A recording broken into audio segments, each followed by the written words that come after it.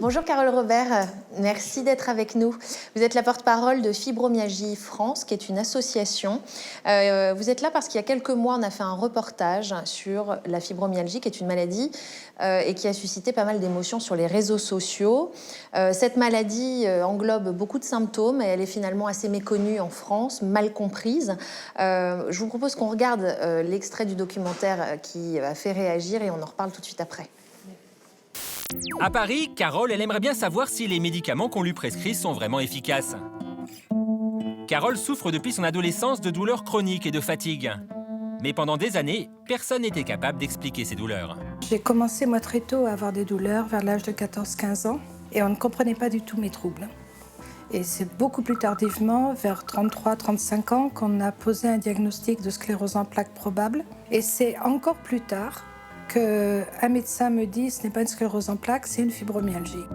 Une fibromyalgie, elle toucherait en France 2 millions de personnes. Désormais, la maladie dont souffre Carole porte un nom. Le problème, c'est qu'à part ce nom, les médecins n'ont rien d'autre. Pour certains même, cette maladie, elle n'existe pas. Ah, ça n'existe pas du tout. D'abord, au niveau des mots, fibro, c'est un sens précis, ça suppose de regarder au microscope. Dans le cas particulier, ce seraient des muscles ou des tendons d'insertion des muscles, et de regarder s'il y a au microscope un développement de fibres, ce qu'on appelle une fibrose. C'est un sens précis. Et naturellement, on n'a même pas regardé. Le mot a été utilisé sans même regarder. Je ne peux même pas vous dire ça n'existe pas, personne n'a regardé. Aucune recherche concrète sur le sujet, aucun traitement expérimenté. Et pourtant, on donne des médicaments à ces malades. Ces médicaments, on nous les prescrit déjà depuis 10 ans. Je veux dire, sans autorisation, vous les prescrivez? Oui, c'est quand même assez hypocrite, puisqu'on les prend de toute façon. Et on les prend, et c'est beaucoup plus grave, puisqu'il n'y a pas d'AMM, il n'y a pas de bénéfice-risque évalué, il n'y a pas de formation du corps médical et il n'y a pas d'information du public. Alors Carole, quel est le problème en fait qui est posé avec cette vidéo ? La fibromyalgie n'est pas une maladie du muscle, c'est un dysfonctionnement de la modulation de la douleur, donc de la perception de la douleur. Elle est classifiée en rhumatologie par l'Organisation mondiale de la santé, donc aucunement en psychiatrie. Et finalement, même si elle était classifiée en psychiatrie, ne devrait-on pas s'occuper de nous ? Donc vous êtes vous-même fibromyalgique. Est-ce que vous pouvez nous dire, même si c'est assez compliqué, mais succinctement, quels sont les maux dont vous souffrez ?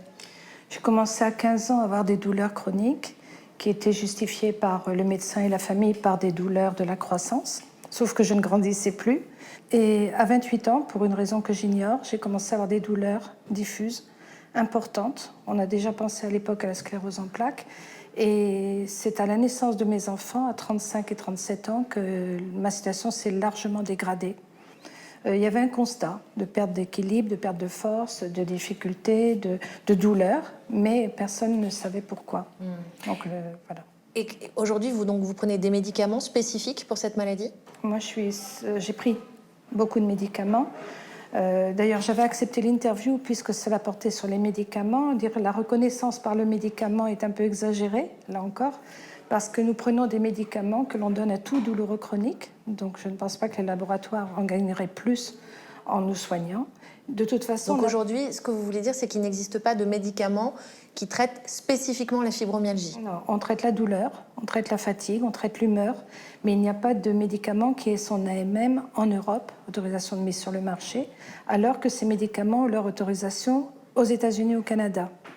Qu'est-ce que vous attendez aujourd'hui des autorités médicales, de l'État peut-être ?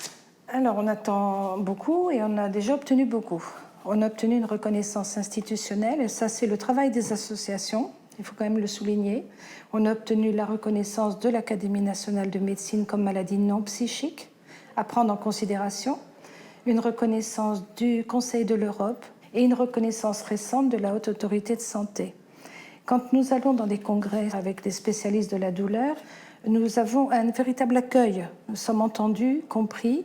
Ce n'est pas le cas au niveau de l'individu, c'est beaucoup plus compliqué. Donc c'est un problème de communication autour de la maladie aujourd'hui qui pose problème. Connaissance et de prise de conscience de l'impact de la maladie sur notre vie familiale, sociale et professionnelle. Ça c'est clair, il y a une difficulté.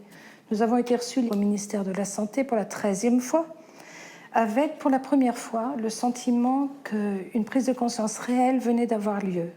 Alors, je ne crois pas être optimiste, parce que ça fait quand même 15 ans. Mais vraiment, on a commencé à échanger sur des projets, ce qui est la première fois. Donc c'est un début de reconnaissance. 15 ans, c'est très long pour des malades. 15 ans, c'est une génération, ce sont des jeunes de 15, 16, 18 ans qui arrivent aussi là maintenant. C'est trop long pour les malades. Donc il y a encore du chemin à faire auprès de l'État, des autorités, mais aussi auprès de nous tous, auprès des fibromyalgiques. Faites-y attention.